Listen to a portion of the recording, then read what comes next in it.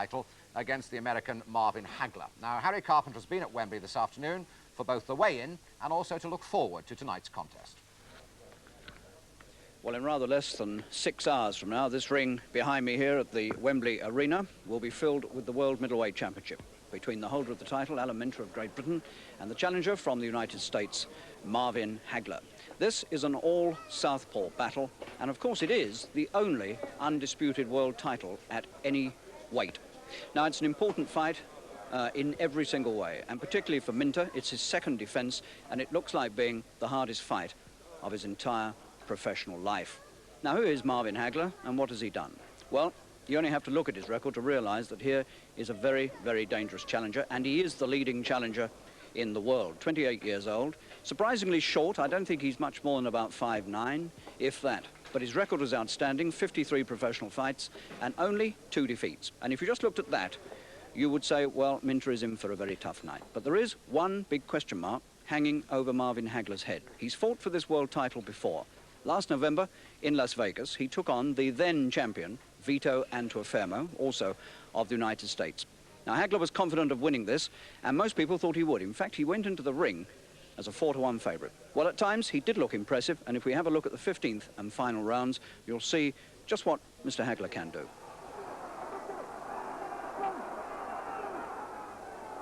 Hagler makes another little bit of a comeback.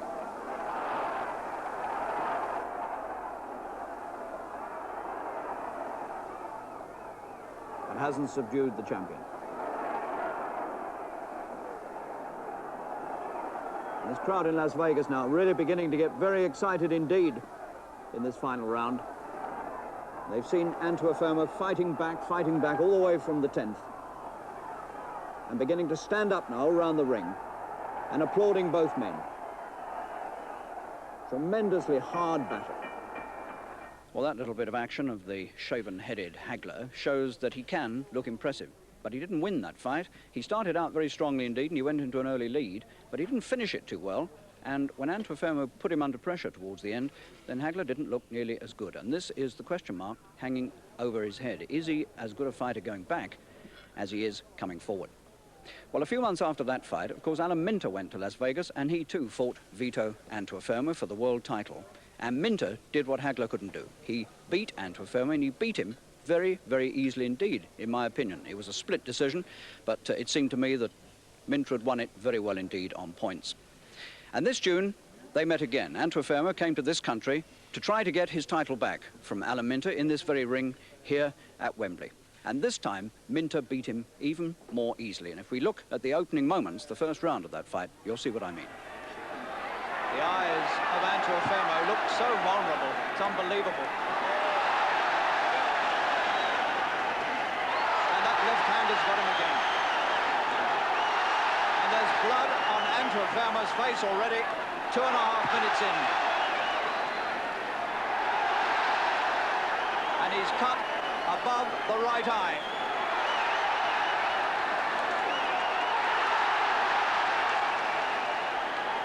Minter fighting with all the confidence and coolness of a champion. So there in the first round, Antuofermo, the former world champion, was already cut, and as that fight went on, so his face seemed to disappear into a mass of bad cuts. The fight was stopped in the 8th round, and when I went behind the scenes to interview Antuofermo in his dressing room, he'd already had 15 stitches put in those cuts. So Minter is the champion, and tonight he makes his second defence against this man, Hagler. Now, since Hagler arrived in this country, there's been quite a war of words going on with some racist overtones in them. Minter made an unfortunate remark very early on in training about not going to have his title being taken away by a black chap. He later revised it slightly. And then Hagler was thought to be pushing it a bit when he said that he didn't want to shake hands with a white man, but he later pointed out that he never shook hands with any opponent until after the fight was over. Well, the war of words has gone on, but now we come to the reality. And part of that reality today at 1 o'clock here at Wembley Arena was the weigh-in. And the first man to come to the ring was Hagler, the challenger. Well, Hagler came onto the scales at first, quite confidently wearing his underpants and confident, obviously, that he'd make the weight. But he didn't. That was the sensation. His weight was announced as 11 stone 6.5 pounds, which is precisely half a pound over the middleweight limit. Well, there was argument about whether the scales were straight, whether there were too many people in the ring.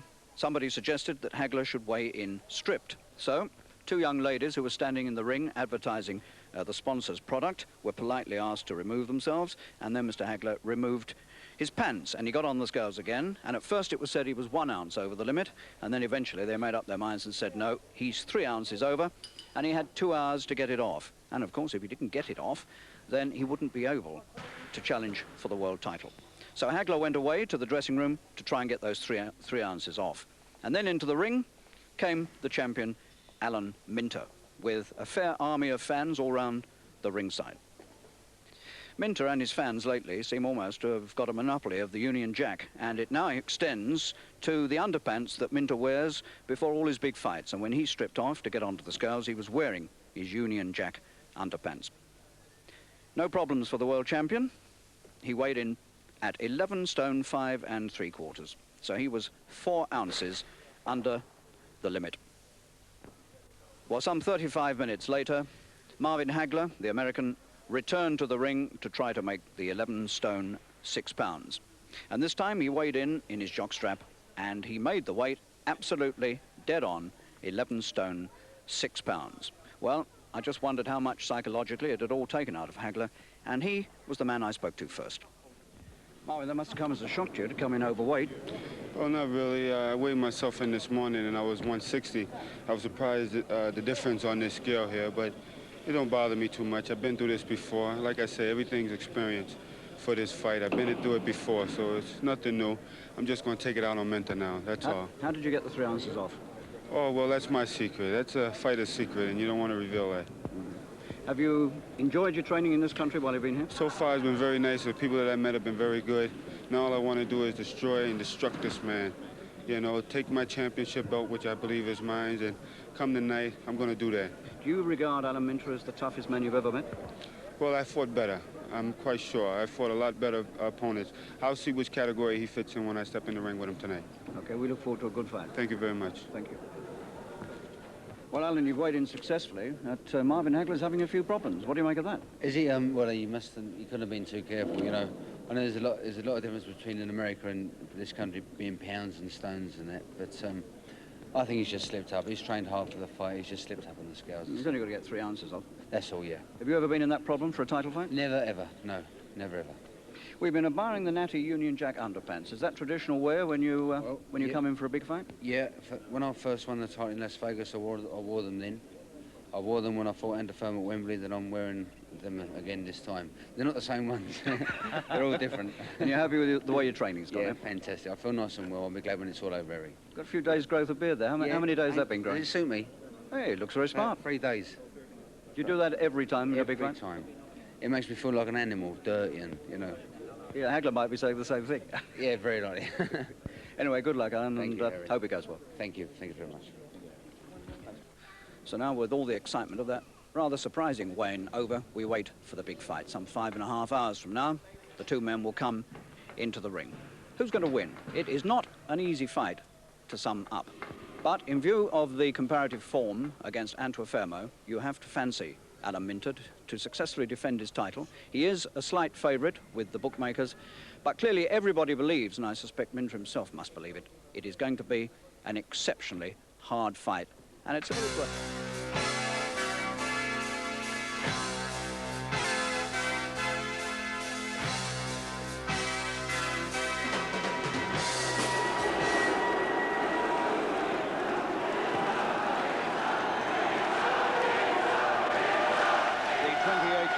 challenger from the United States, Marvin Hagler, is the first to come to the ring, and he has to make his way through that crowd of solidly pro-Minter supporters. The spotlight on the Stars and Stripes, and the atmosphere quite remarkable here in this Wembley arena tonight. The man, Hagler, calls himself the uncrowned middleweight champion of the world. Famous for the shaven head, which we shall see when the robe comes off, and for his refusal to shake hands with any opponent before any fight. The man who calls himself Marvelous Marvin Hagler, whose own slogan is destruction and destroy, and clearly is the most dangerous opponent that Alan Minter has ever had to face.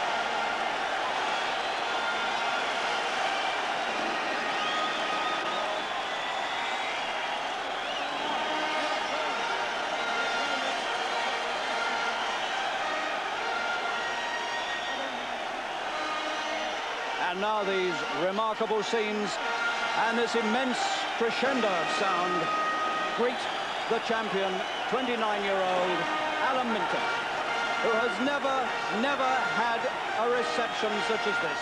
The man has suddenly become a national boxing institution. And this immense crowd at Wembley are cheering their heads off as Minter enters the ring. Surrounded by Union Jacks, everybody with him, clothed, it seems, in Union Jacks. It is all a great British celebration.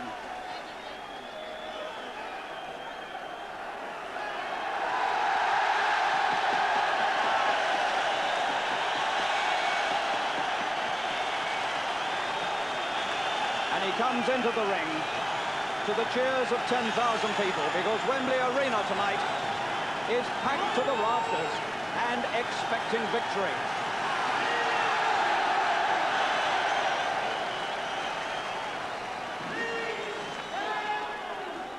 For the national anthems.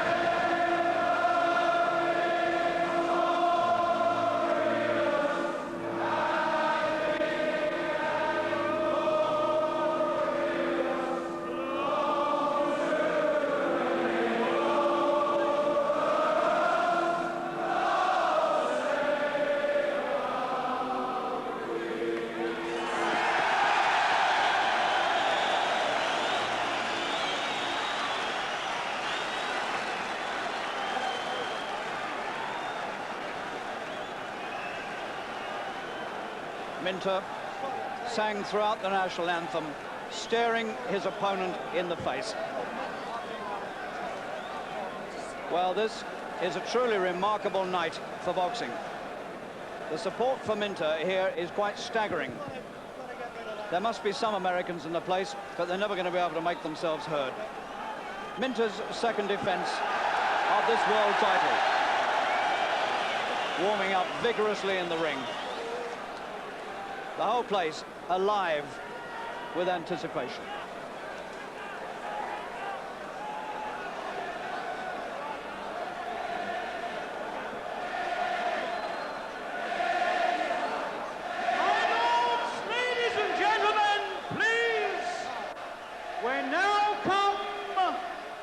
To the main event of the evening. This is a contest of 15 rounds, 3 minutes each round, to decide the undisputed middleweight championship of the world, sponsored by Death Trucks. Presenting from Crawley, England, the champion,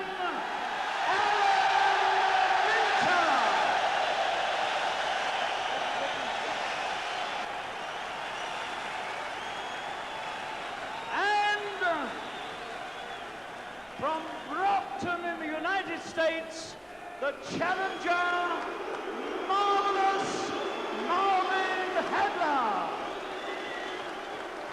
My lords, ladies and gentlemen, this match was made at 11 stone 6 pounds, and at the weigh-in today, Minter scaled 11 stone 5 3/4 pounds, Hagler 11 stone 6 pounds exactly. Your referee for this contest is Mr. Carlos Berrocol of Panama. Your judges, Mr. Marcello Bertini of Italy and Mr. Jose Guerra of Mexico. And your timekeeper, Mr. Jeffrey Williams. So the preliminaries are over. And to a great barrage of sound now, they come to the center of the ring, and you can see already how much taller Minter is than the challenger. Hagler really is quite short for a middleweight. He can't be much more than about 5'9". Minter's second defense of the undisputed World Middleweight Championship. The only title in the whole of professional boxing that is undisputed.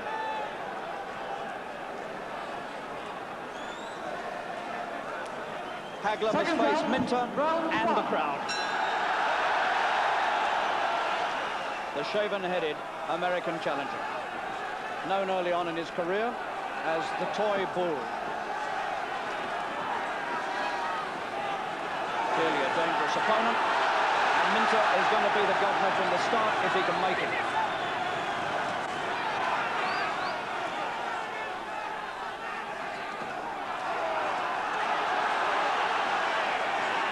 Hagler had a few problems today at the weigh-in. He scaled 3 ounces over the 11 stone 6 limit, and he took it off in about half an hour. How much that will have affected him psychologically, no one knows but a Hagler. Two southpaws. Hagler already firing quickly and accurately with his own right hand. He catches Minter with a left as well. And again. And this promises to be the war we thought it might be.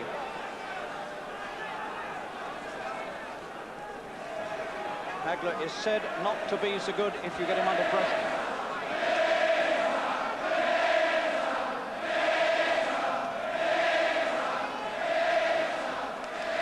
Minter's got a cut underneath his left eye. Within a minute of the start, Minter is cut.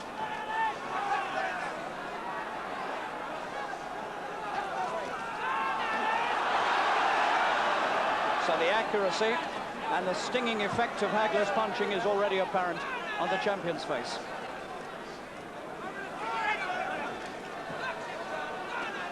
It's the southpaw right lead from Hagler that's done that.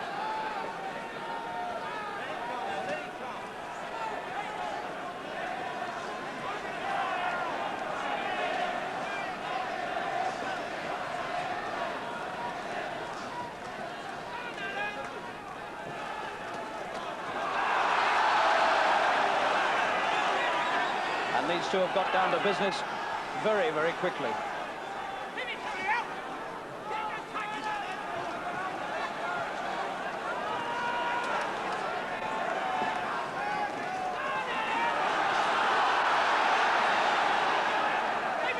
Minter is being drawn into some very fierce exchanges early on.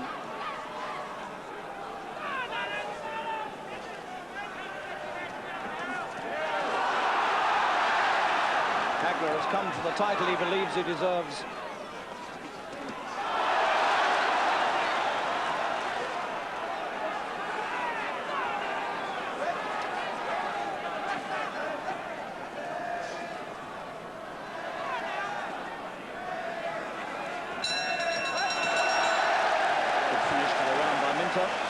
But he picked up damage in the first minute, and it looks to me as though he might have a second injury, as well as the one underneath the left eye. So, the champion, after only 3 minutes, needs somewhat urgent attention in that corner, and that's entirely due to the sharp and accurate punching of the challenger Hagler, the shaven-headed challenger from Brockton, Massachusetts, which of course was the home of the late and great Rocky Marciano. Born in the slums and ghettos of Newark, New Jersey, he moved to Brockton, Massachusetts when he was 16 years old. Now Minter, marked underneath the left eye, and there may be damage elsewhere. Don't try to fucking settle down. All right. Round 2.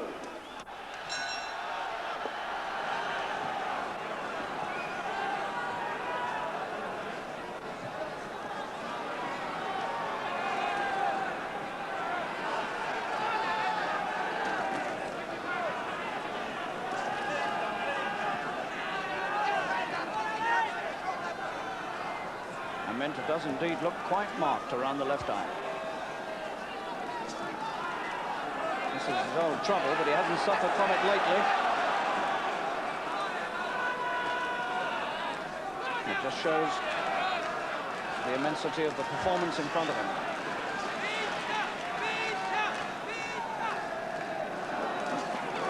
And Hagler is catching him with lefts over the top as well. This is a very determined and dangerous challenger. Good punch from Minter. What a right hand. Pulled the man up in his tracks. And this is certainly one of the most savage world championships we've seen here in this country for a long time.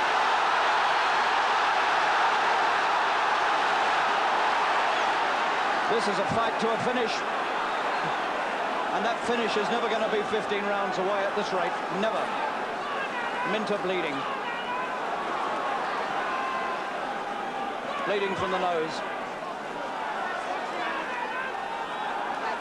And these two have felt the weight of each other's punches already.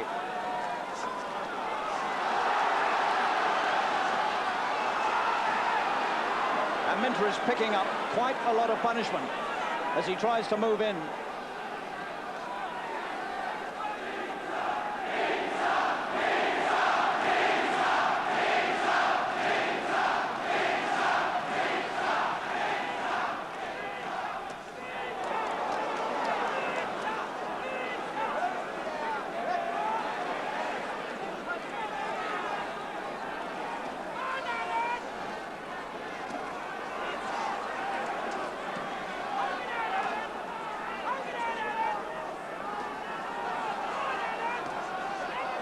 Right eye beginning to look red as well.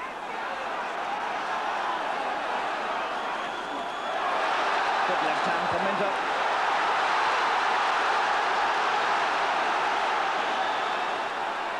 And this pair really are launching the most savage attacks at each other. And we're only 6 minutes into the fight.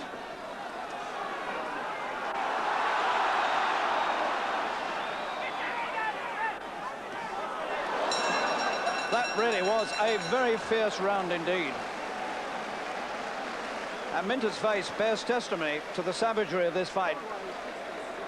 He's cut underneath the left eye. He's got marks above the... He's cut underneath the left eye. He's got marks above the left eye. His nose is bleeding. And really, he has taken more punishment in the first 2 rounds of this fight than in several recent fights put together. Hagler, unmarked, but occasionally felt the weight of Minter's punching and didn't seem to like it too much. One punch absolutely pulled him up dead in his tracks. Well, the man promised a war. He said the title was rightfully his and he was coming to get it. And he certainly is trying that. And Minter is going to have to pull out the fight of his life to win this.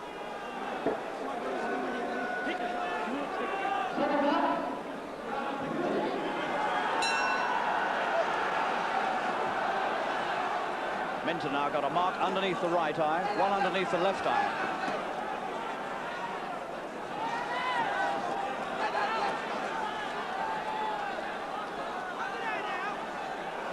And we haven't seen Minter looking this marked for a very long time indeed. All his 60 feats, Minter, have always come through facial injury. Never been beaten on points, never been stopped by punches, always on cuts. Nose bleeding as well. And Hagler is looking a very sharp and dangerous puncher.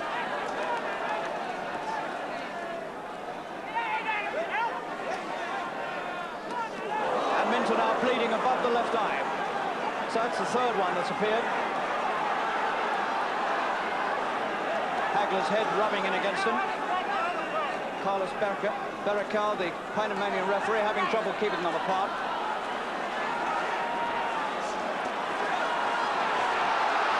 Minter's picking up hard punches as he tries to fight back.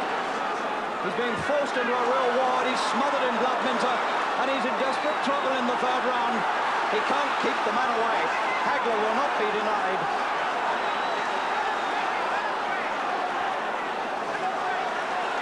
And Minter's left eye is in real trouble, and the referee stopped it so that they can have a look at it. It is a really very bad cut over Minter's left eye, and it stopped. It stopped in the third round, and Hagler's on his knees, acclaiming his victory. He said he was the rightful champion, and he's won it in 3 rounds. And people are throwing beer cans. One's landed on me. Beer cans are being hurled in all over the ring. There's a fight started over Hagler. Somebody's attacking him. And there is chaos here, absolute chaos. I'm smothered in beer, so are all my colleagues around me. And people are trying to attack Hagler. Police are trying to move into the ring to protect Hagler. Oh, I've been struck on the head by a bottle.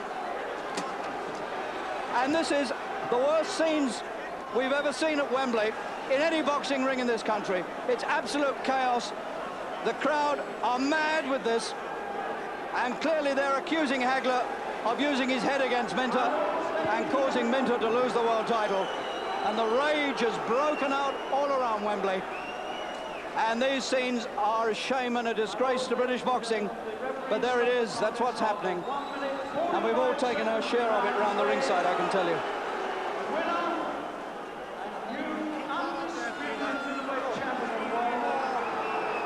So less than 3 rounds it took for Hagler to win. Hand round Alan Minter, please. And after that, all hell broke loose at Wembley. It was not pleasant, I can tell you. Minter smothered in blood. You can see from the towel the state he's in. Both his eyes suffered in that onslaught from Hagler. Well, there was a bit of rubbing of head. But believe me, the first cuts were started by punches because Hagler was a very, very determined, aggressive and indeed vicious challenger. And so, Britain has lost one of our world champions, the undisputed world middleweight champion. Alan Minter leaves the ring a loser, no longer champion. Hagler's already gone, escorted by police. And these are sad and shameful scenes.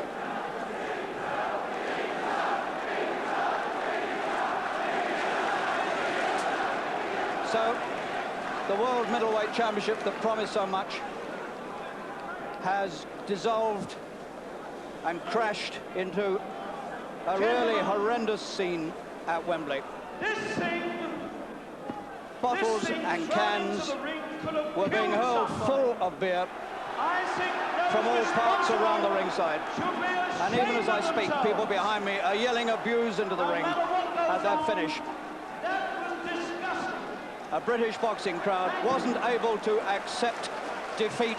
And even the MC now has made an announcement to the crowd that the behaviour has been disgusting. And I echo that. Marvin, congratulations. That was some performance. Thank you very much. It's well deserved. I know that. Believe me, it didn't come easy. Were you surprised how easily he cut? Well, you know, I was ready for the 15 rounds. I trained hard and everything. I punished his body, and I believe that's what you have to do. I give a lot of credit to Alimenta. He fought like a champion. The way to go out is the hard way. You know, you came hard and you go out hard.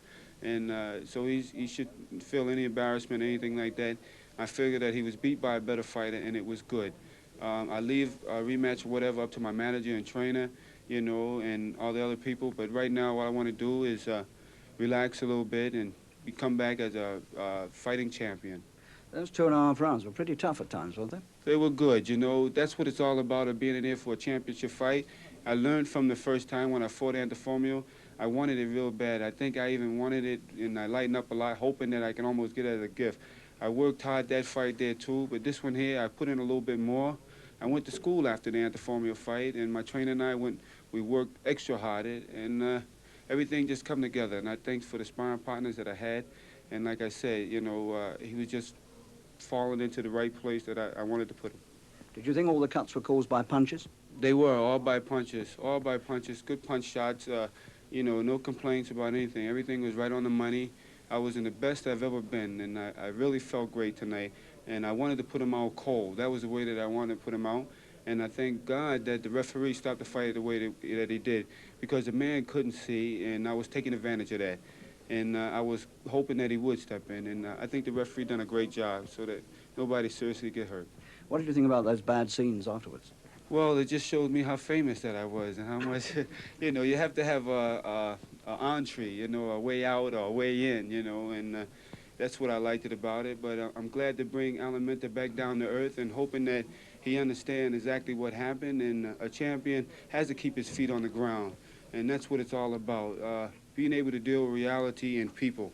Don't let anything uprule his head of yours, you know. Being able to still be the same person that you are, that's what maintains your goal and to keep you level-headed. Would you give him a return? Well, I keep that up to my people and whatever they say. That's what I've always been doing, and that's who it is. We fought the best in the world, and Alimenta was one of the best, too. And, hey, this fight here will go down in history as one of the great middleweight fights of all times. It was a war. Alan, it was a war. Yeah. What went wrong? Well,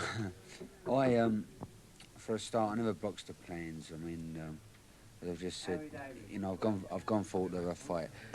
See, all through my training sessions, and not just my cornerman, but other people were saying to me, whatever you do, do not get involved with this guy for the first 5 or 6 rounds, or even 7 rounds. Then go start pressing forward and go and try and take him out. The first round, I gone out like a lunatic to try and get him. I caught him in the second round, and he was as fit and as strong as me in the early stages, and I just blew it, really. I think it was definitely my fault for having a fight with the guy. Because you were getting cut so early on, weren't you? Well, this is the problem. You know, I got a cut early, and you know, mentally you think you know your cut, you don't know how bad it is, and psychologically you think, right, I'm cut, and still got 14 rounds to go. I could see if I can take him out, and that's what enters your mind. You know, if I never got injured, maybe I would have kept it at long range. I don't know. The mood I was in tonight, I think I would have had a fight with anybody. You know. How many stitches are in there, Doug? I don't know, Harry, to be exact, but there's about 15 in there, I think. The one over the left eye was the bad one. That was very bad, yeah. I mean, there was no possible way he could have continued with that because it was flapping open completely, and the obvious thing, I mean, with another 12 rounds to go, the obvious thing to do was to come out, you know. I mean, I stopped the fight. The referee called my attention to it, and as soon as I saw it, that was it. And it's gone. I mean, we've had a wonderful job done it, and it's all gone back beautifully, and I'm sure everything will be okay. We'll have no problems. But we had to come out at that stage. We couldn't have gone on for another 12 rounds with that cut. New Zealand's being very honest about it and saying, well, I fought the wrong sort of fight. I shouldn't have done it. But, I mean, you must have been telling him to do something different. Yeah, well, you see, you know, Alan's quite right to say what he says, and that's the way he feels, you know. But, you know, we must say this. I mean, the first couple of punches that were delivered in this fight, Alan got cut.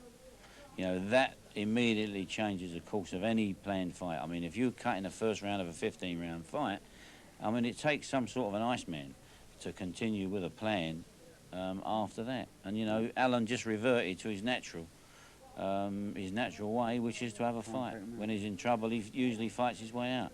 It just never come off this time. Now, all those bad scenes afterwards, a lot of the crowd clearly kicked up a fuss because they thought his head was involved. Now, did you think so? Well, he clashed heads with me a couple of times, and I got him back to the corner. I said, he's nuts doing me. But as his head was doing me, so he was throwing punches and landing in the same place as his head. But, well, he was short, man. With him boxing and coming in close, I suppose he can't be helped, but the head was every now and again, you could feel it clonk, clonk, you know, and I was saying, like, his head's doing me. But See, I don't make excuses, Harry. No, I don't think there was anything deliberate there, I must say that. There was nothing that you could point out as being deliberate. But the thing is, that's the man's style. The man follows everything with his head, you know, I mean, that's the way he fights, and that's it, you know what I mean? Do you think you might ever return with it? Well, he's got to fight me again. In the contract, he's got to fight me. So, it's on, so he's got to fight me. You're going to need a bit of time, though, for those cuts. I'm going to have 6 months. I was going to have 6 months off anyway. We were going to have 6 months. Don't matter out. what was happening, Harry. But, you know, I mean, I never boxed. Usually we boxed a lot better, I know. I don't make excuses. I box, not like a mug, but I got too involved and that's it. But I've learned a lesson. It's a terrible way to learn a lesson, but I've learned a lesson, Harry. Well, we've done it before. We've done it before. You know, we've had cuts before and come back, and Alan, in this frame of mind, if he wants to do it, can do it again. Alan, we can all understand it's a sick night for you. You've taken it very well, and if some of the people out there had taken it as well, it would have been better. How was it out there? It was very rough and nasty. Yeah, we're very sad about that. That is a shame. What did they do then? Beer cans, bottles being thrown in, people jumping into the ring, also fights with the Well, police. not me, not after me. Not just after you. No, disappointed. no, no, Just no. disappointed. Very angry with Hagler because they thought he'd used his head. Oh, Just gotcha, yeah, well, you know, if he used his head, he wasn't, you know, he never done it. He never meant to do it. It just happened. You know, really, 15 rounds, you know, a world-class fighter like I am, I could have walked out there and gone, OK, Marvin, come and take my time, and I could have moved and moved. Don't get involved at all. Let the fight, let the rounds dribble by, then go in and try and have a fight. But that's why I am, Ray.